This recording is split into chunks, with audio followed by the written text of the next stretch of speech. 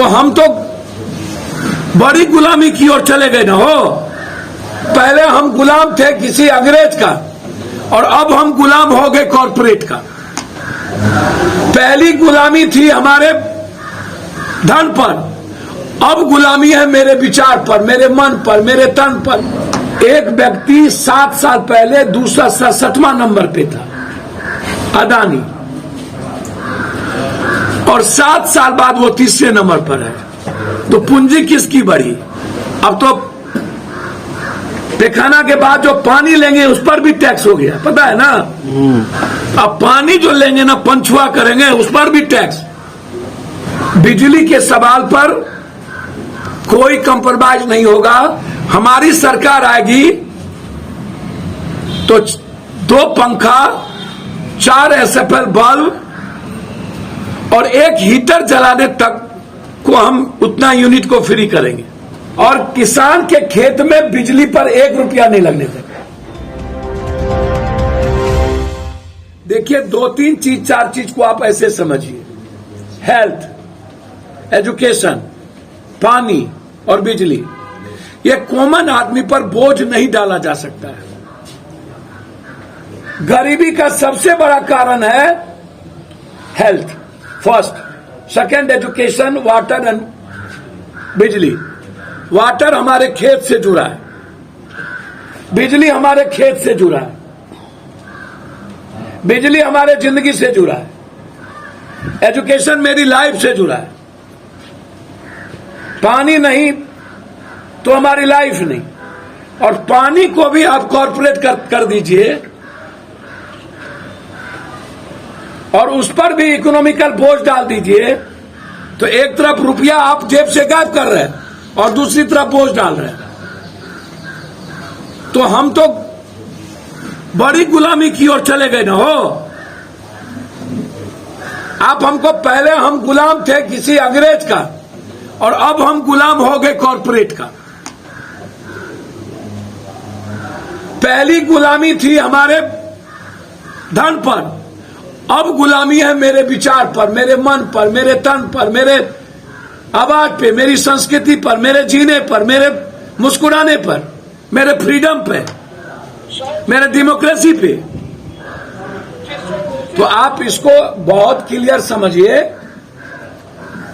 कि complete India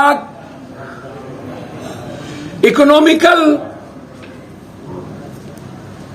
दिवालियापन, economical दिवालियापन। प्रीपेड मीटर, किसान को कम से कम बर्बाद, किसान गायब, किसान पर कोई बहस नहीं। प्रीपेड, अब फिर मैं आपको, सिक्योरिटी मनी फिर क्यों रखा जाता? जब पे एंड यूज है तो पहले तो यूज के बाद पे करना पड़ता था तो सिक्योरिटी मनी लेता था, लेकिन अब जब पे एंड यूज है तो फिर सिक्योरिटी मनी क्यों रखे हुए? देखिए एक बात समझिए, सिक्योरिटी मनी जो है वो पूंजीपतियों का आधार है। देखिए जो सूद और ब्याज है ना, ये क्या, इसको समझने का प्रयास करिए। ये रुपया किसकी तरफ बढ़ रहा है? एक व्यक्ति 7 साल पहले 267वां नंबर पे था, अदानी, और 7 साल बाद वो 3रे नंबर पर है। तो पूंजी किसकी बढ़ी? और मिडिल क्लास के लोग गरीब होते चले गए। तो एक तरफ जिसके टैक्स से आप 3 नंबर पर गए, टैक्स वाले 0 पर चले गए। 9 आदमी के हाथ में पूरी पूंजी हो गई। तो आप, पूरी सरकार कॉर्पोरेट की है।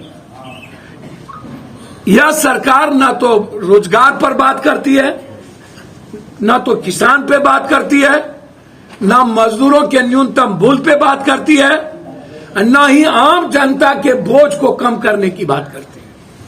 लगातार बोझ, महंगाई पर बोझ, दाल पर बोझ, आटा पर बोझ, दूध पर बोझ, लस्सी पर बोझ, कॉफी पर बोझ नहीं, मैदा पर बोझ नहीं, आटा पर बोझ, पनीर पर बोझ। मतलब मेरे थाली से दाल भी गायब, सब्जी भी गायब, दूध भी गायब, दही भी गायब, लस्सी पीने जाएंगे ट्रिपल, कॉफी पीने जाएंगे ठीक, कॉफी पीने वाला पप्पू यादव, लस्सी पीने वाला आम आदमी पर बोझ।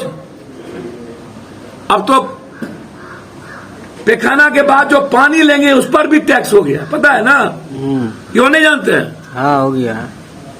अब पानी जो लेंगे ना, पंचुआ करेंगे, उस पर भी टैक्स।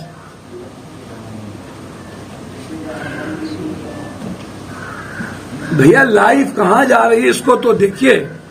इसीलिए सरकार से कंप्लीट डिमांड है, बिजली के सवाल पर कोई कंप्रोमाइज नहीं होगा। आप आम जनता पर बोझ मत डालिए, एक मिनिमम कॉस्ट करिए। उस मिनिमम कॉस्ट से मंथली यदि आपका बिल बनता है तो फिर आप बिजली को काटिए, लेकिन मिनिमम कॉस्ट करिए एक व्यक्ति पर। कितना यूनिट हमको आप दे रहे हैं? हमारी सरकार आएगी तो 2 पंखा, 4 SFL बल्ब और 1 हीटर जलाने तक को हम उतना यूनिट को फ्री करेंगे, और किसान के खेत में बिजली पर 1 रुपया नहीं लगने देंगे। ये आप समझ लीजिए। तो आप तय करिएगा ना कि अदानी और पप्पू पासवान, पप्पू ज्यादा, पप्पू झा जो गरीब आदमी मिडिल क्लास है उस पर क्या आप सबको आप एक समान देख रहे हैं? तो ये नहीं चलेगा।